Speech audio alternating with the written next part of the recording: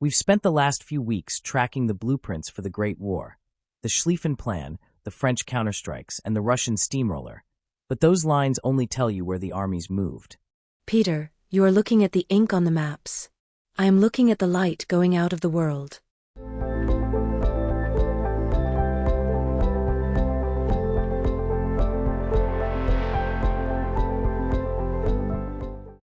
You mentioned the light going out. But to a historian, 1914 is usually defined by the end of empires or the start of the machine age. Why is light your starting point? Because before the machine age crushed us, there was the Belle Époque, the beautiful era. For 40 years, Europe lived in a gilded dream. We didn't just have peace, we had an explosion of color. We had the Impressionists capturing the flicker of the sun on water, and Art Nouveau architects turning iron into vines and flowers. It sounds like a fantasy. Was it actually that perfect? Of course not. It was decadent, it was elitist, it was deeply flawed.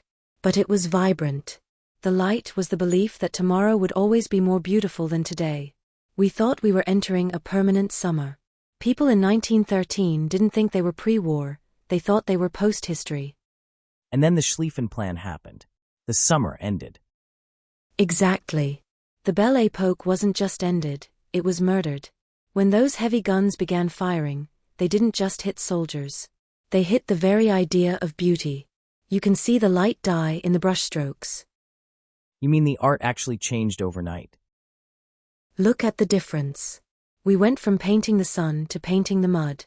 We went from the Belle Époque's gold leaf to the charcoal of the abyss. That is what I mean, Peter. The war didn't just take lives, it took the world's ability to see in color. You see, Peter, the Belle Époque wasn't just a time period. It was a shield.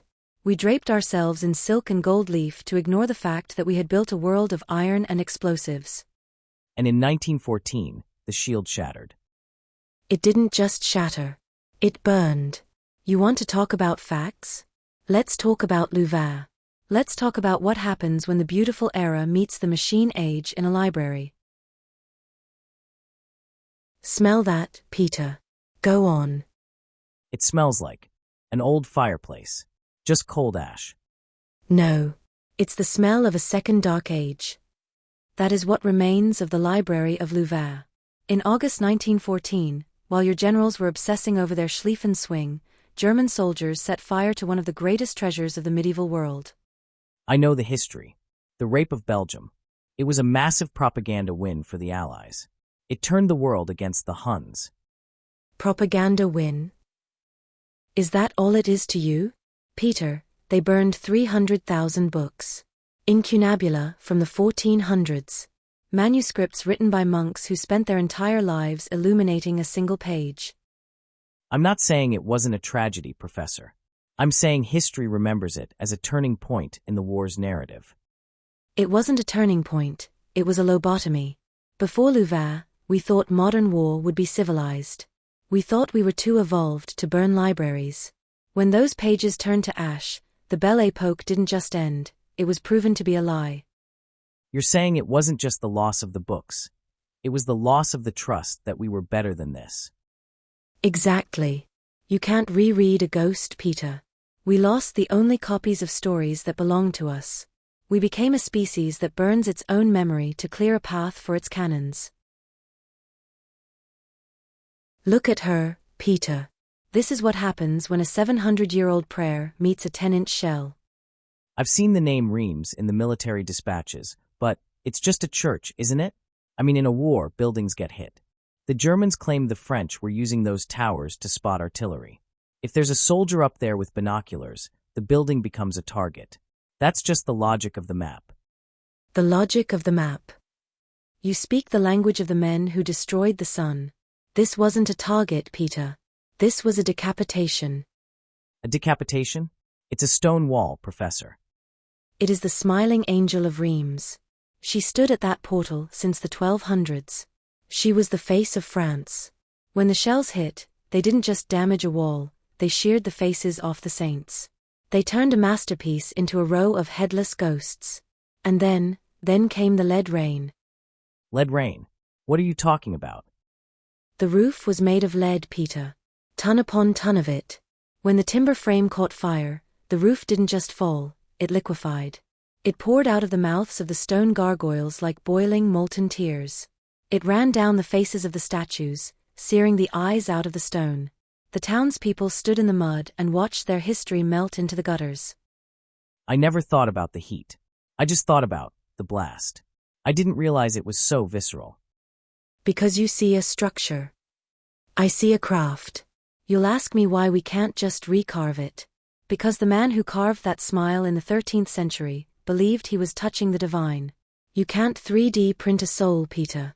Every time we restore a statue like this, we are just putting a bandage on a corpse. We've talked about libraries and cathedrals, things that stood for centuries. But what about the people? Surely the light lived on in the artists who survived? Some survived, Peter. But the brightest of them, they were extinguished. Do you know who Franz Marc was? And don't call me Shirley. No. Should I? He was a visionary. He was part of a group called the Blue Rider. He didn't paint the world the way it looked, he painted it the way it felt. He painted horses the color of the sky because he thought humans had become too dirty, too industrial. He was looking for a spiritual blue to save us. It's incredible. It looks like it's made of pure energy. It was. And then, in 1916, that energy was sent to Verdun. One of the most brilliant painters in history was handed a shovel and told to dig a trench. He was a soldier? He was a target. Before he died, he was tasked with painting camouflage. Imagine that, Peter. A man who spent his life trying to make the world's beauty visible was ordered to use his genius to make things disappear. To hide cannons. To mask death. Did he ever get back to his horses? He died at Verdun, struck by a shard of metal no bigger than my thumb. But here is the tragedy, Peter. The German government had actually made a list of important artists to be withdrawn from the front lines to save their culture. So he was safe? The orders for his release arrived at his headquarters one day after he was killed. She puts the postcard down next to the mud-caked helmet. That is the lost light. Not just the buildings, but the masterpieces that were never painted. The colors that died in the mud of France because a piece of paper arrived 24 hours too late. One day, if a courier had ridden faster or a clerk had worked a bit later, we'd have museums full of colors we can't even imagine. But the orders didn't arrive. And the mud doesn't care about what-ifs, Peter. That is the true big history. Not the treaties you study, but the void left behind. The symphonies that were silenced. The poems that died in the pockets of boys who never had their first kiss. We look at the numbers, 10 million, 20 million. We see them as statistics on a chart. But standing here, I'm realizing you can't count what never happened. You can't count the light that never reached us. The Belle Époque didn't just end, Peter.